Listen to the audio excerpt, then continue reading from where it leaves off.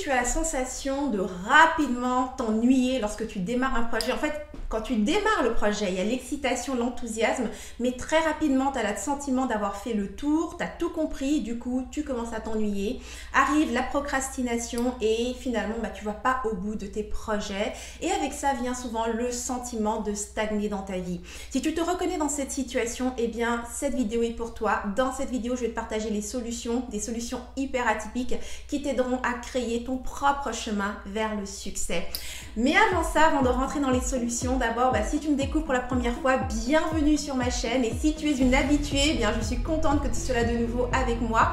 Alors, je suis Henriette Ndaka, la fondatrice de Rebelle Créative. Et donc, dans ces capsules, je te partage toutes les stratégies qui vont t'aider à créer la vie et l'entreprise que toi, tu veux vraiment. Alors, vas-y, abonne-toi immédiatement à ma chaîne, comme ça, tu seras sûr de ne pas manquer les prochaines capsules que je publie toutes les semaines. Donc voilà pour l'introduction. Maintenant, rentrons dans le vif du sujet. Donc, ce sentiment de t'ennuyer rapidement lorsque tu démarres un projet. Oui, le démarrage est excitant, mais ensuite vient rapidement le sentiment de t'ennuyer et la procrastination, et donc oui, tu abandonnes. Donc, que se passe-t-il dans ces situations-là? Souvent, les personnes, comme je te décris là, on va parler de multipotentiel. Et quand on parle de multipotentiel, ça veut vraiment dire qu'en réalité, tu es une personne douée, et intéressée par beaucoup de choses. Et donc le défi pour une personne multipotentielle, ou en tout cas une personne qui a cet intérêt pour beaucoup de choses et qui est énormément douée pour beaucoup de choses, c'est de canaliser cette énergie. Alors, on va faire ça aujourd'hui dans cette vidéo. Je vais t'aider à canaliser cette énergie que tu as en toi, cette énergie créative que tu as en toi, pour que tu sois en mesure de donner un sens, donc créer ton propre chemin vers le succès. Alors, ça commence toujours d'abord par un changement de perspective, d'arrêter de courir après quelque chose qui n'a aucun sens. Et voici le changement de perspective que je t'invite à faire aujourd'hui avec moi. C'est le succès ne veut pas dire aller au bout d'un projet. D'accord? Je sais que ça peut être très controversé ce que je suis en train de dire là, qu'on n'a pas l'habitude de ça, mais il faut vraiment que tu comprennes que il n'y a absolument rien à atteindre et ce n'est jamais fini. Ça, c'est juste la réalité des choses.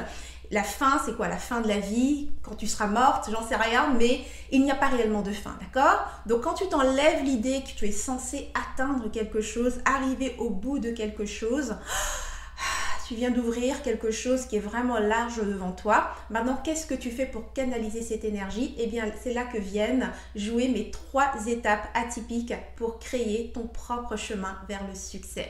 Alors, l'étape numéro 1, qui va être super importante, étant donné que tu es une personne multipotentielle, eh bien, c'est d'abord de voir grand, d'accord? Il ne s'agit pas de créer un métier, de trouver le métier qui te convient, mais réellement de penser en termes de transformation. Comment transformer le monde, comment transformer un domaine, ok?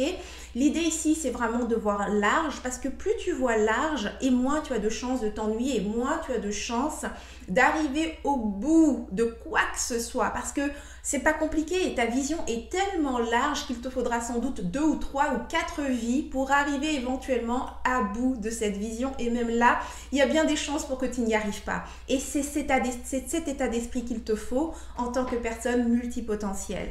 Voir large, enlever toutes les barrières, d'accord? Donc, c'est ce que je vais te challenger à faire dans un premier temps. Peu importe la vision que tu avais en ce moment, est-ce que c'est vraiment la vision la plus large que tu as en ce moment? Et je sais qu'on a tendance à, surtout en tant qu'entrepreneur, à amener nos projets de manière trop focus, tu sais, où on va viser un revenu immédiat ou, tu sais, une certaine...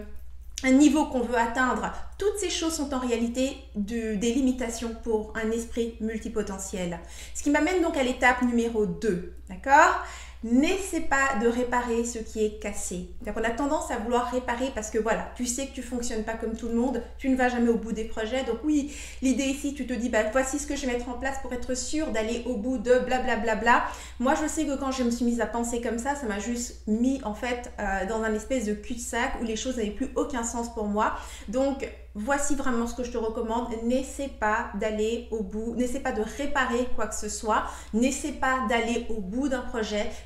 Démarre le projet, vis sur cet enthousiasme, va au bout de ce qui t'est inspiré, et quand il n'y a plus de jus, ça ne t'intéresse pas, ça y est, tu commences à t'ennuyer, eh bien, passe à l'étape 3. Et l'étape 3, c'est tout simplement de amplifier ce qui marche bien pour toi. Alors, si je reviens encore une fois dans mon exemple, ce qui marche bien pour moi, c'est lorsque je démarre des nouveaux projets. Ce qui marche bien pour moi, c'est d'avancer dans l'inconnu. C'est de créer un nouveau chemin pour les autres, de structurer, de créer des règles et de systématiser ces choses-là pour les autres. Mais une fois que le chemin existe, pour moi, ça n'a aucun sens de le répéter encore et encore et encore. Donc, je passe à la prochaine chose, au prochain projet. Et ce qui est vraiment génial ici, parce que je sais quand tu m'écoutes, tu pourrais dire, oui, mais dans ce cas, je vais me retrouver avec plein de projets non finis. Voici ce qui se passe dans la réalité des choses. Quand tu te donnes le droit de faire, donc d'amplifier ce qui marche bien pour toi, tu vas donc effectivement créer énormément, ce qui va te donner une grande longueur d'avance.